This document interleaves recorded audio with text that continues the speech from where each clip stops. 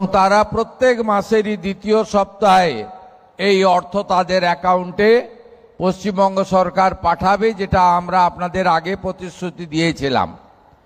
আমি আপনাদের কাছে একটা কথা দিতে পারি, যে আশা ভরসা স্বপ্ন নিয়ে আপনারা ভারতীয় জনতা পার্টির সরকারকে এনেছিলেন, শুধু ভাতা নয়, আপনারা এনেছিলেন পশ্চিমবঙ্গে যাতে সর্বস্তরের ব্যাপক উন্নয়ন হয়।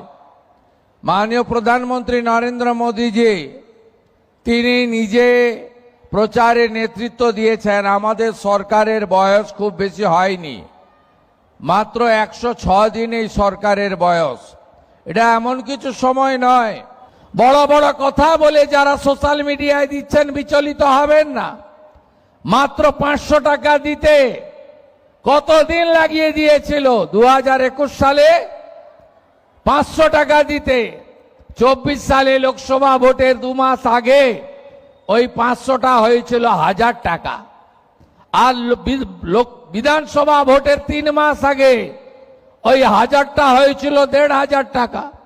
বেছে বেছে ভারতীয় জনতা পার্টির কর্মী সমর্থকদের এবং 2019 সালে যেখানে যেখানে বিজেপি জিতেছিল সেখানকার মহিলাদেরকে তারা তাদের বিগত দিনের যে 500 টাকার লক্ষ্মীর ভান্ডার, যা প্রথমে 24 সাল পর্যন্ত 1,52,00,000 লোক পেত, আজকে সেই জায়গায় আমাদেরকে বঞ্চিত করেছে।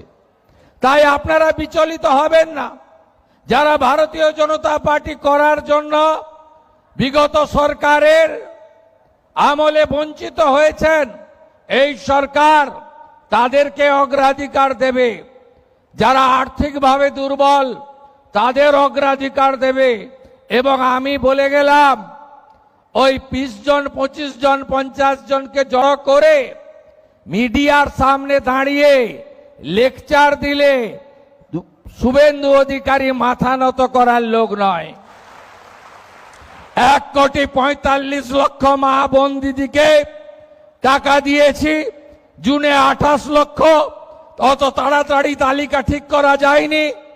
জুলাইতে 1,19,00,000, এ মাসে 1,45,00,000।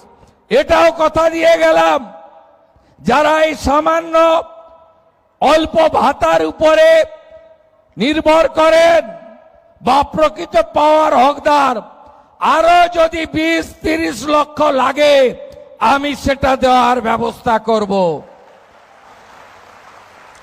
1,45,00,000 মা বোন দিদিকে টাকা দিয়েছি, জুনে 28 লক্ষ। অত তাড়াতাড়ি তালিকা ঠিক করা যায়নি। জুলাইতে 1,19,00,000, এ মাসে 1,45,00,000। এটাও কথা দিয়ে গেলাম, যারা এই সামান্য অল্প ভাতার উপরে নির্ভর করেন বা প্রকৃত পাওয়ার হকদার, আরো যদি 20-30 লক্ষ লাগে আমি সেটা দেওয়ার ব্যবস্থা করব।